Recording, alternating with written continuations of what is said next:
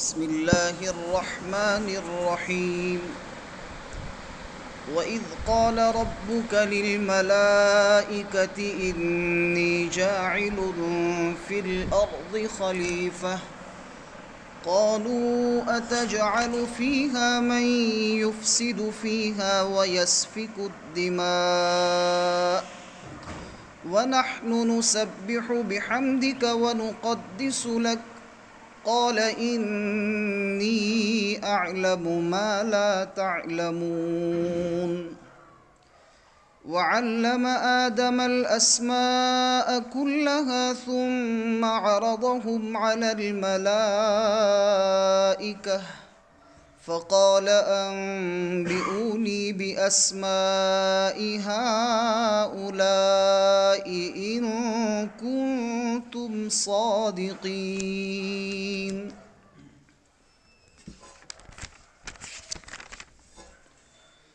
اور اس وقت کو یاد کرو جس وقت کہ آپ کے رب نے فرشتوں سے فرمایا کہ میں زمین میں ایک خلیفہ بنانے والا ہوں۔ تو فرشتوں نے کہا خدایا زمین میں ایسی مخلوق آپ پیدا کریں گے جو زمین میں فساد مچائے گی اور خون بہائے گی؟ ہم تیری تسبیح اور تیری تعریف بیان کرتے ہیں اور تیری تقدیس بیان کرتے ہیں۔ تو اللہ تبارک و تعالیٰ نے فرمایا کہ بے شک میں جو بات جانتا ہوں وہ تم نہیں جانتے۔ اور حضرت آدم علیہ السلام کو اللہ تبارک و تعالیٰ نے چیزوں کے تمام نام سکھا دیے، پھر ان چیزوں کو فرشتوں کے سامنے پیش کیا۔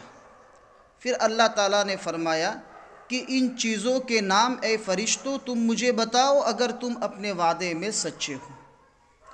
تو فرشتوں نے کہا تیری ذات پاک ہے ہر عیب سے، ہمیں تو نہیں علم ہوتا مگر اتنا ہی جتنا تو ہم کو سکھلاتا ہے، بے شک کہ تو تو جانتا ہے اور حکمت والا ہے۔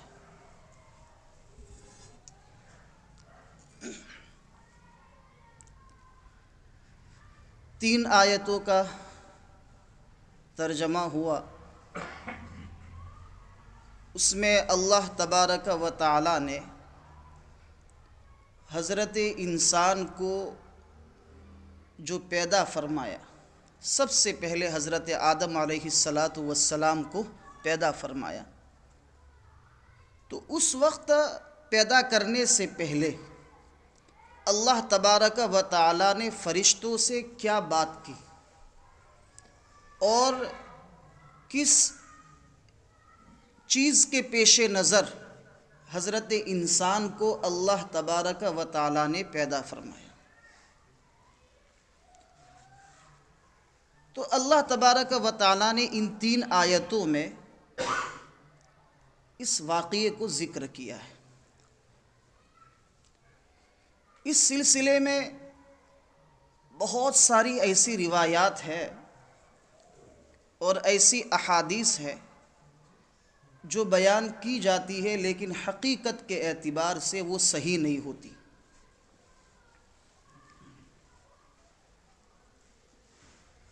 علامہ قرطبی رحمۃ اللہ علیہ نے جو قرآن کریم کے بہت بڑے مفسر ہیں، انہوں نے جو بھی باتیں ذکر کی ہے وہ حدیث کے حوالے کے ساتھ۔ اسی طریقے سے علامہ آلوسی بغدادی رحمۃ اللہ علیہ نے بھی روح المعانی میں بڑی وضاحت کے ساتھ اور حوالوں کے ساتھ ان سب باتوں کو ذکر کیا ہے جو میں آپ حضرات کے سامنے پیش کروں گا۔ اللہ تعالیٰ نے سب سے پہلے فرشتوں کو بلایا اور فرشتوں سے یوں کہا کہ زمین میں ایک مخلوق پیدا کرنے والا ہوں، ایک مخلوق یعنی انسان کی شکل میں ایک مخلوق پیدا کرنے والا ہوں اور وہ زمین کا خلیفہ ہوگا۔ خلیفہ کا مطلب ہے کہ زمین کا نظام اور زمین کا کنٹرول اپنے قبضے میں رکھے گا۔ تو جب اللہ تبارک و تعالیٰ نے فرشتوں کے سامنے یہ بات کہی تو فرشتوں نے یوں کہا کہ اللہ، یہ ایسی مخلوق کیوں آپ پیدا کرتے ہیں جو زمین میں خامخواہ فساد مچائے گی، ایک دوسرے کا خون بہائے گی اور گناہ کرے گی، تیری نافرمانیاں کرے گی. ہم ہے نا، ہم تیری صبح و شام ہر وقت جو ہے تیری تسبیح اور تیری پاکی بیان کرتے ہیں، تیری تعریف بیان کرتے ہیں. تو ہم معصوم مخلوق آپ کی تسبیح و تقدیس بیان کرنے والی مخلوق ہے، معصوم مخلوق ہے، تو پھر ایسی مخلوق کو پیدا کرنا کہ جو زمین میں فساد مچائے اور ایک دوسرے کا خون بہائے. اب یہاں پر دو چیزیں ہیں.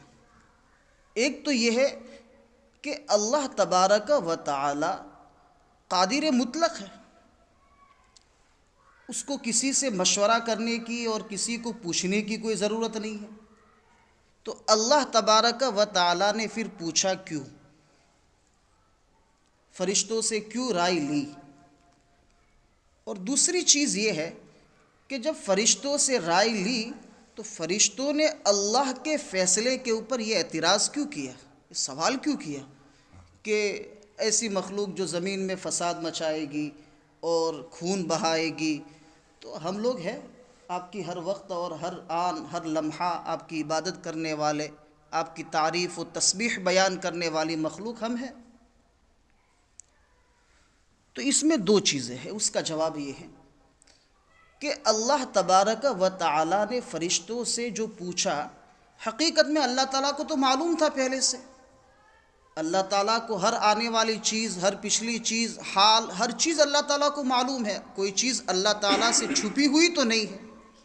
اور مستقبل میں آنے والے زمانے میں یہ انسان پیدا ہوگا، کون اللہ کی نافرمانی کرے گا، کون نہیں کرے گا، سب چیزیں اللہ تعالیٰ کو معلوم تھی. اور اللہ تعالیٰ نے پیدا کرنے کا، یعنی انسان کو پیدا کرنے کا جب فیصلہ کر ہی لیا تھا تو پھر فرشتوں سے مشورہ کیوں؟ تو اس کا جواب یہ ہے کہ اللہ تبارک و تعالی نے فرشتوں سے یہ بات پوچھ کر مشورے کی سنت کو جاری کیا، ورنہ اللہ تعالیٰ کو مشورہ کرنے کی ضرورت نہیں.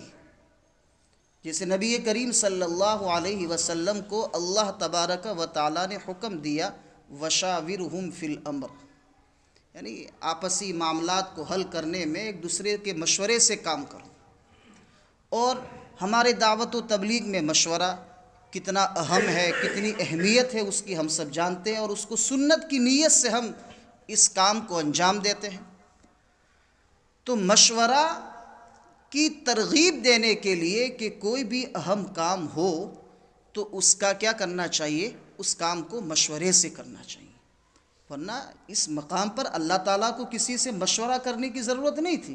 مشورہ تو ایسی چیز کے بارے میں ہوتا ہے کہ اس چیز کی حقیقت کسی ایک کے سامنے کھلی ہوئی نہ ہو، ہر ایک جو ہے اس کے اندر شک والا ہو کہ کیا ہوگا کیا نہیں ہوگا. تو ہر ایک مشورہ اور اپنی رائے دیتا ہے کہ یہ کرنا چاہیے، یہ کرنا چاہیے. پھر فیصل کے سامنے جب کوئی اچھی رائے آتی ہے تو پھر اس رائے میں غور و فکر کرنے کے بعد اس کے اوپر فیصلہ کرتا ہے. جبکہ یہ بات اللہ تعالیٰ کے علم میں پہلے سے تھی کہ آئندہ کیا ہونے والا ہے. بات سمجھ میں آ گئی اتنی؟ دوسری بات یہ ہے کہ فرشتوں نے ایسا کیوں کہا کہ ایسی مخلوق کیوں پیدا کر رہے ہیں مولا جو زمین میں فساد مچائے گی اور خون بہائے گی. اور دوسری بات یہ ہے کہ اس سے پہلے تو انسان پیدا ہوا بھی نہیں تھا، ابھی تو پیدا کرنے کی بات ہو رہی ہے. تو فرشتوں کو کیسے پتہ؟ وہ تو عالم الغیب ہے نہیں کہ انسان اس طریقے سے جو ہے خون بہائے گا اور جو ہے یہ اس طریقے کا نظام زمین میں فساد والا ہوگا. فرشتوں کو تو معلوم ہی نہیں تھا، اس سے پہلے تو کوئی انسان تھا ہی نہیں.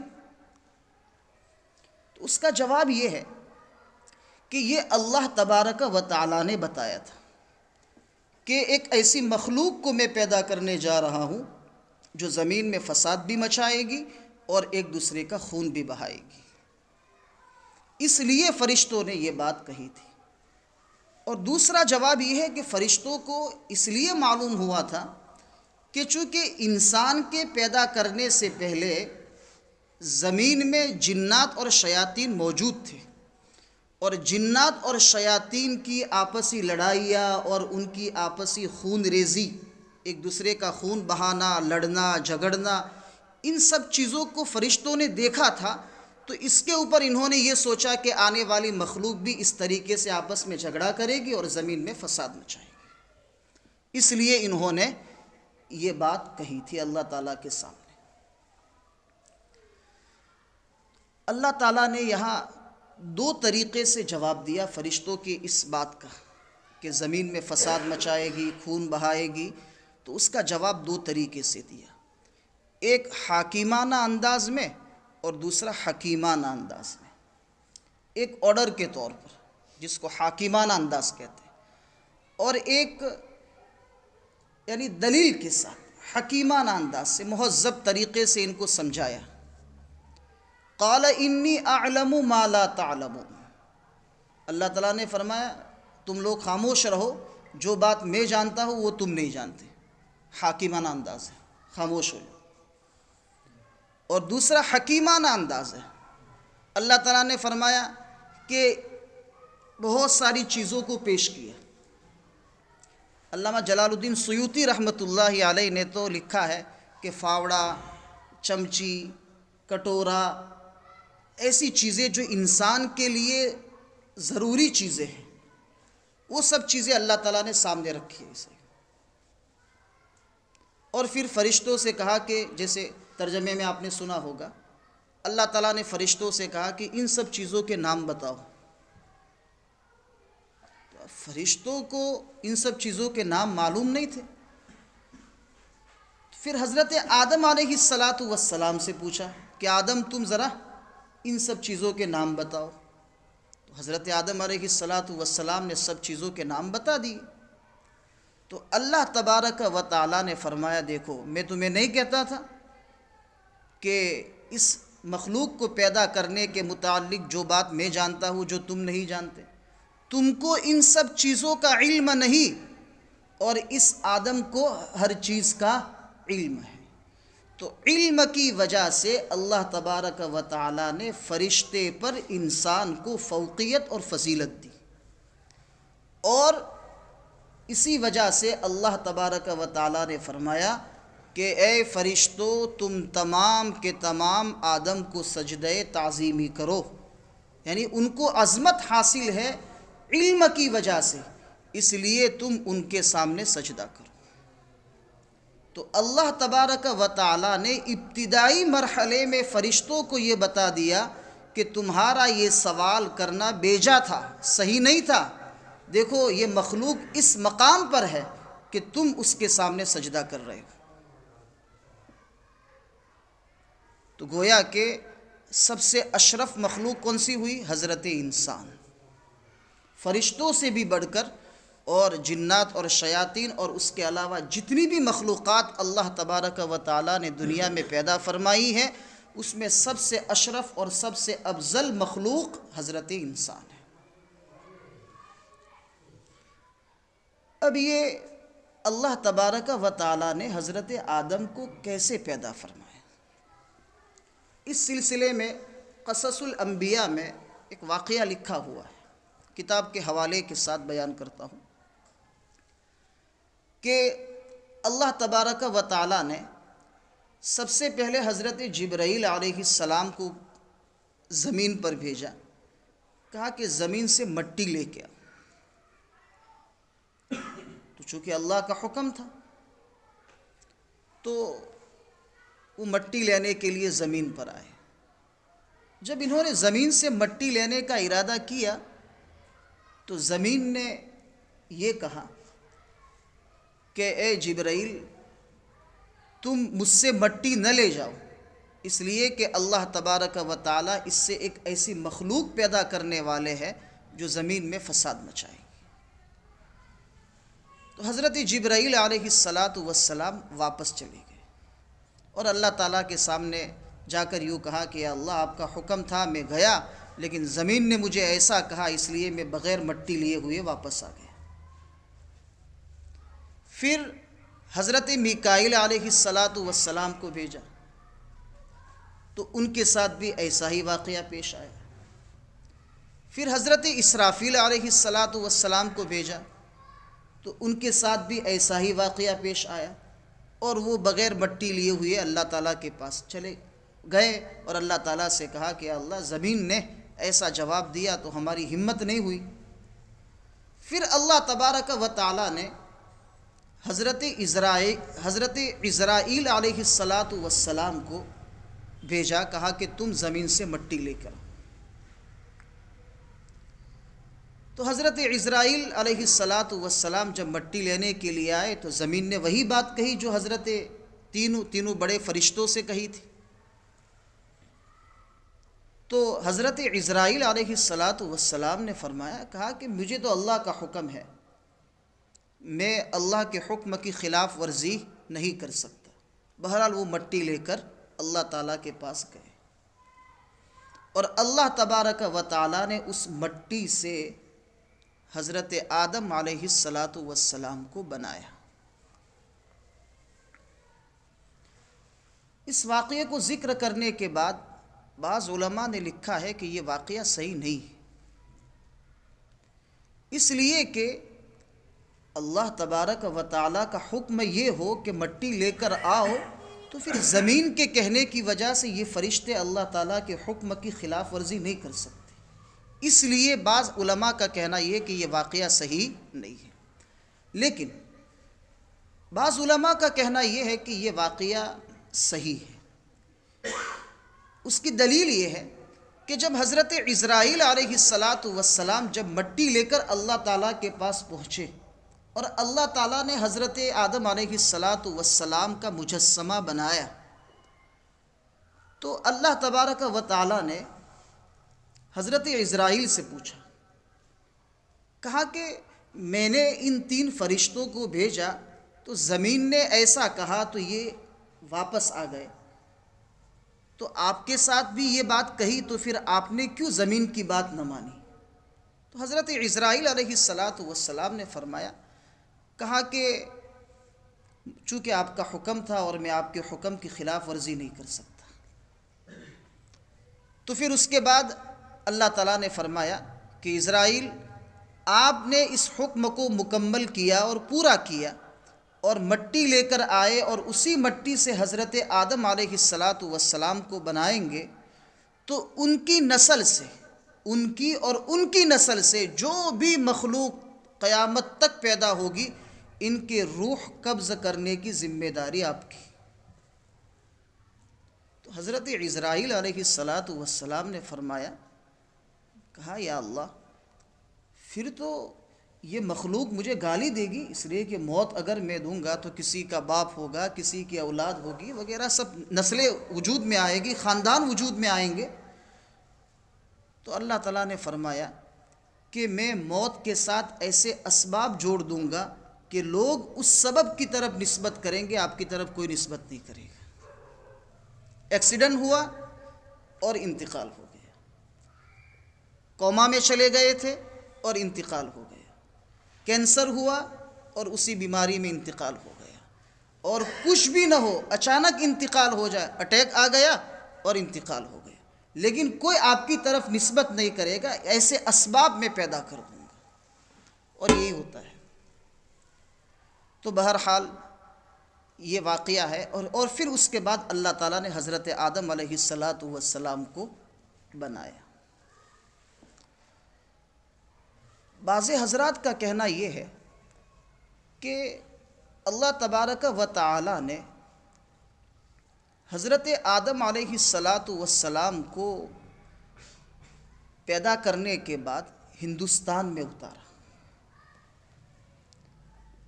اور انسان کی ولادت جس جگہ پر ہوتی ہے یا انسان کی موت جس جگہ پر ہوتی ہے، اسی جگہ کی مٹی سے اس انسان کو بنایا جاتا ہے۔ تراب، آخر کار تراب وہی لوٹی جہاں کی تھی، ایک شعر کا ایک ٹکڑا ہے، آخر کار تراب وہی لوٹی جہاں کی تھی، یعنی جو انسان جس جگہ سے مٹی لی جاتی ہے اسی جگہ پر انسان مرتا ہے اور اسی جگہ پر یا تو پیدا ہوتا ہے۔ بہت سارے علماء نے، بڑے بڑے علماء نے یہ ثابت کیا ہے کہ حضرت آدم علیہ السلام کو اللہ تبارک و تعالیٰ نے ہندوستان کی مٹی سے بنایا تھا. یعنی یہ مٹی مختلف جگہوں سے لی گئی، لیکن ہندوستان کے علاقے سے وہ مٹی لی گئی تھی، اور اللہ تعالیٰ نے ہندوستان ہی میں اس کو اتارا، یعنی حضرت آدم علیہ السلام.